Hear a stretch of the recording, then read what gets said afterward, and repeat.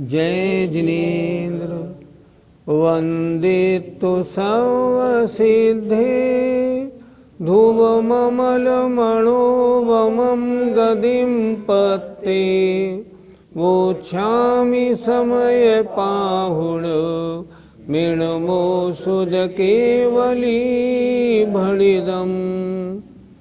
पंच परमेष्ठी भगवान की जय। कर्ता कर्म अधिकार में आत्मा या जीव भी परिणमन करने वाला है, कथनचित परिणमन करता है। इस बात को सांख्य मत वाले को समझाने के लिए 5 गाथाएं आचार्य ने लिखी।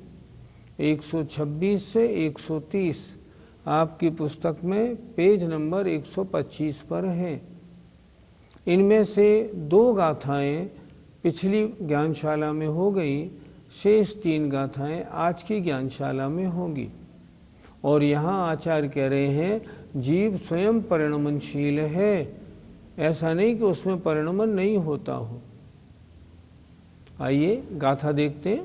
पुग्गलकम्मं को हो,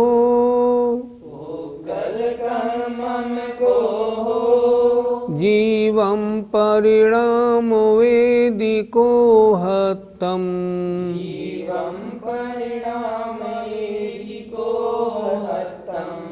तं स्वयं परिणमन्तं कः परिणामयेदिको हतम्।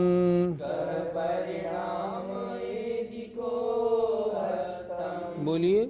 पुग्गलकम्मं को हो, जीवं परिणामो वेदिको हतम्, तं स्वयं परिणमन्तं कः परिणामयेदिको हतम्। पुग्गलकम्मं को हो, जीवं परिणामो वेदिको हतम्, तं स्वयं परिणमन्तं कः परिणामयेदिको हतम्। पुग्गलकम्मं पुद्गल कर्म रूप, कोहो माने क्रोध, परिणामयेदि परिणमाता है, जीवम जीव को, कोहत्तम क्रोध भाव रूप। अर्थात जो पुद्गल रूप है क्रोध, जब वो उदय में आता है तब वो जीव को क्रोध भाव रूप परिणमाता है। तो कह रहे हैं तम स्वयं अपरिणमन्तम, तब वे स्वयं न परिणमते हुए। तुम तो कहते हो ना जीव में परिणमन होता ही नहीं, तो वे स्वयं परिणमन करते न परिणमन न करते हुए कोहत्तम क्रोध रूप कैसे परिणमाता है, ये बताओ। फिर एक बार देखें।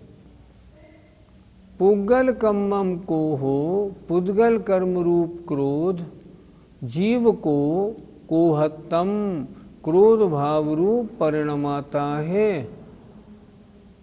और आप कहते हैं जीव में परिणमन होता नहीं, तम तब वह स्वयं अपरिणमन्तम स्वयं न परिणमते हुए, कोहत्तम क्रोध रूप कह परिणामयेदि कैसे परिणमाता है। अर्थात यह बात नहीं बन पाएगी। अर्थ, यदि यह कहो कि पुद्गल कर्म रूप क्रोध जीव को क्रोध भाव रूप परिणमाता है, तो स्वयं परिणमन न करने वाले जीव को क्रोध रूप किस प्रकार परिणमन करा सकता है? नहीं करा सकता। अगर जीव कथनचित परिणमन करने वाला हो तब तो उसको क्रोध रूप परिणमन करा लेगा, लेकिन जीव तो परिणमन करता नहीं।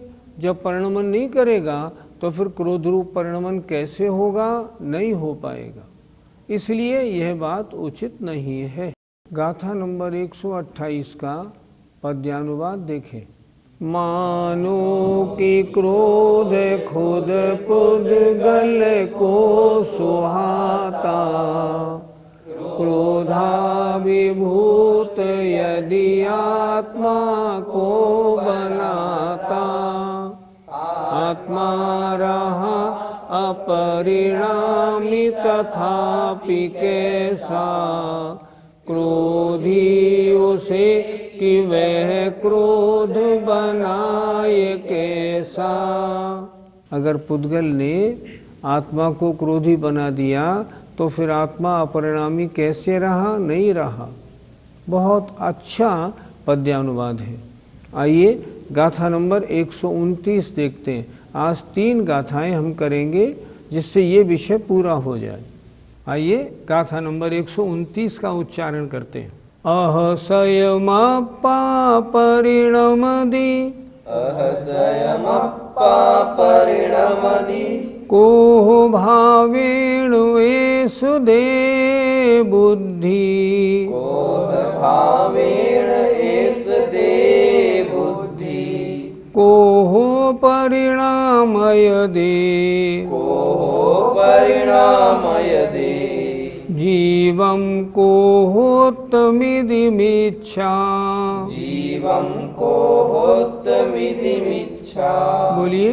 अहसयमप्पा परिणमदि, कोह भावेण एष दे बुद्धि, कोह परिणामय दे, जीवं कोहोत्तमिदिमिच्छा।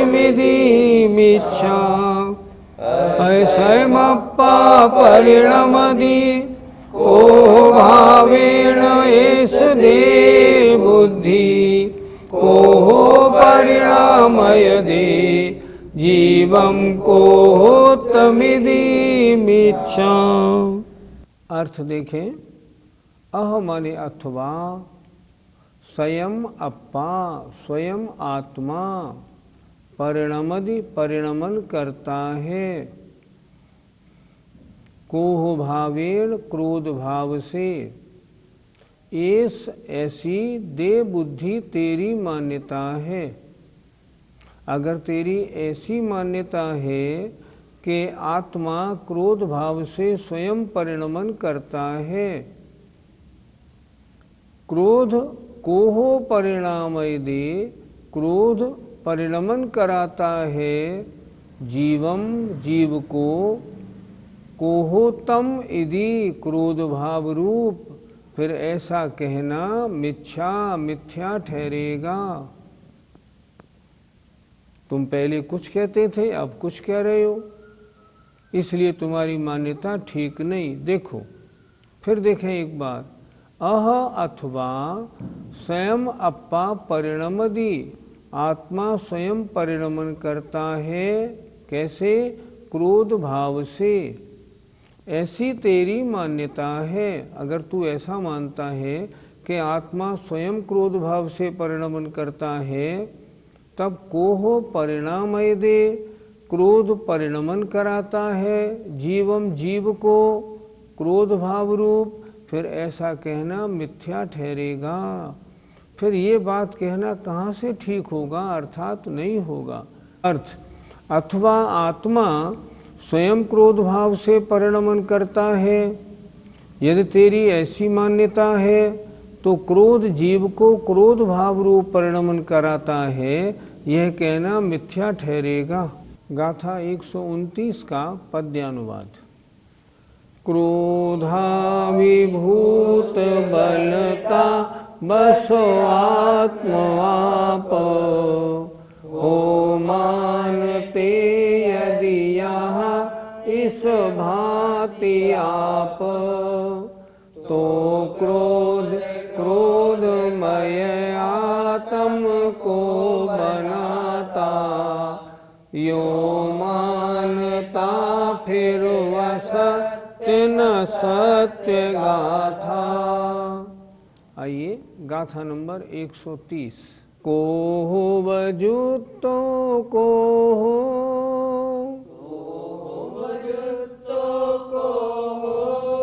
माणु बजुतो यमाणु में वादा,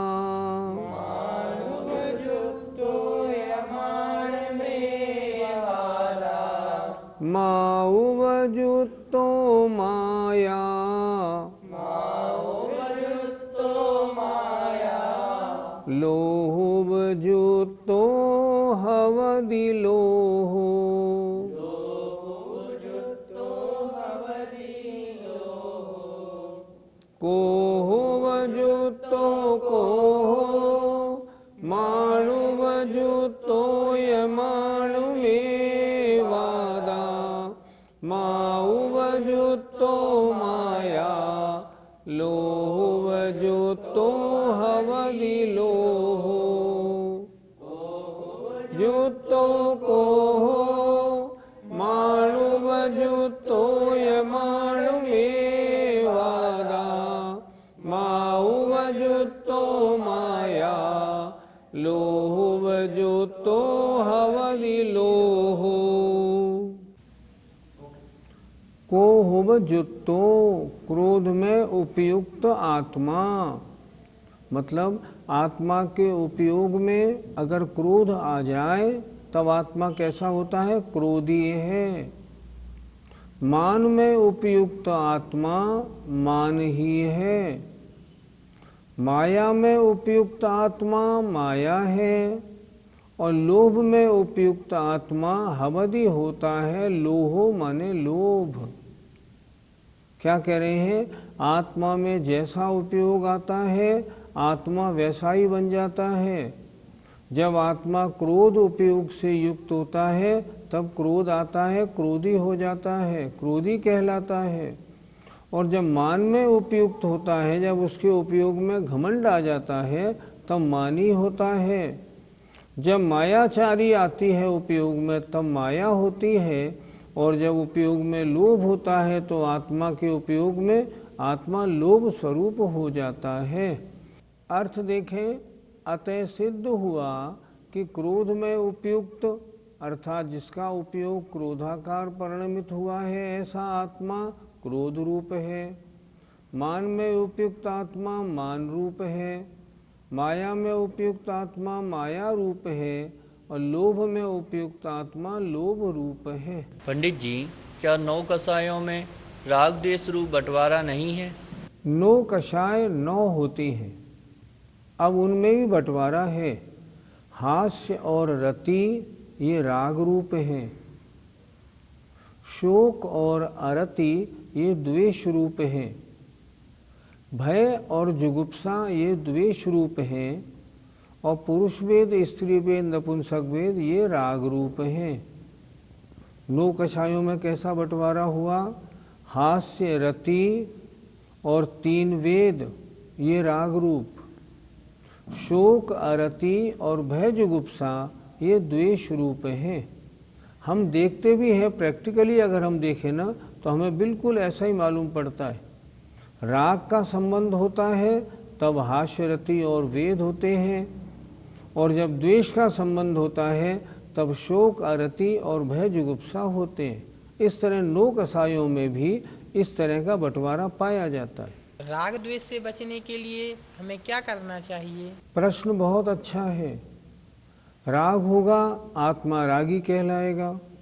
द्वेष होगा आत्मा द्वेषी कहलाएगा। क्रोध है, क्रोध रूप उपयोग हुआ तो आत्मा क्रोधी होती है। उसके निमित्त से क्या होता है? जैसे हमारे परिणाम होते हैं और उसके अनुसार नवीन कर्मों का बंध होता है। क्या ऐसा नहीं होता कि हमें कोई कषाय नहीं हो? ऐसा तो कभी होता नहीं। तो फिर कषाय कौन सी होती है? जैसा निमित्त मिलता है या जैसा निमित्त हम मिलाते हैं तदनुसार हमारे कषाय का नवीन बंध बन जाता है। हम अगर घर गृहस्थी में लगे, आपने प्रश्न किया राग द्वेष से कैसे बचा जाए। वास्तव में संसार का कारण 3 चीज़ें बताई हैं आचार्यों ने, मिथ्यात्व और राग द्वेष। संक्षेप से कहें तो मिथ्यात्व और कषाय। अगर मिथ्यात्व से बचना हो तब तो सच्चे देव शास्त्र गुरु को समझ के उसकी आराधना करें। और जो देव अन्य हैं जो सच्चे देव शास्त्र गुरु में नहीं आते उनसे हम बचें। और क्या करें? अपने आत्मस्वरूप की पहचान करें। ठीक हो गया। कषाय से बचने के लिए क्या करें? कषाय के जो निमित्त हैं राग द्वेष के निमित्त, तो उनसे बचें। कषाय के निमित्त क्या है? सबसे बड़ा निमित्त तो परिवार और शरीर है। इनसे कैसे बचें? जैसे जितना बच सकें उतना बचने की कोशिश करें, अर्थात अपने समय का उपयोग। अब जैसे एक सज्जन के यहाँ में गया जयपुर में, तो वो वृद्ध सज्जन थे, 82 वर्ष 80-82 वर्ष की उम्र थी। मुझसे बोले मैं आपको अपने कमरे में ले चलूं? मैंने कहा ले चलो भैया। वो अपने कमरे में ले गए, अलग मकान से अलग उनका एक कमरा था। उन्होंने मुझसे कहा मैं राग द्वेष से बचने के लिए एक काम करता हूँ, ज़रा आप देखना ये काम ठीक है या नहीं। मैंने क्या करते हैं आप? उन्होंने दिखाया। वो दिन भर उस कॉपी में, कॉपियाँ रखी थी बहुत सारी, तो दिन भर कॉपी में नमो अरहंताणम, नमो सिद्धाणम, नमोकार मंत्र लिखते रहते हैं। वो दिन भर लिखते रहते हैं।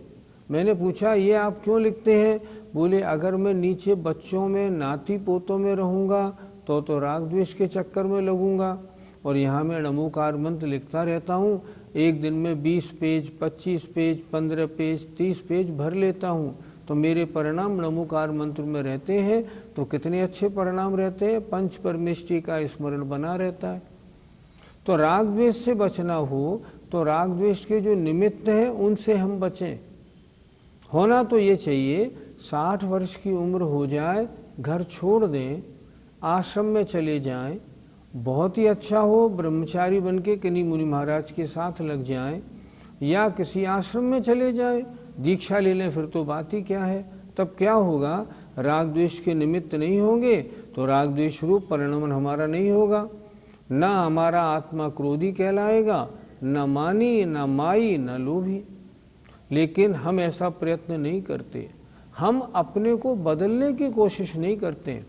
समय सार जी पढ़ जरूर रहे, लेकिन समय सार पढ़ने के बाद अपने में बदलाव करेंगे, ये नहीं होता।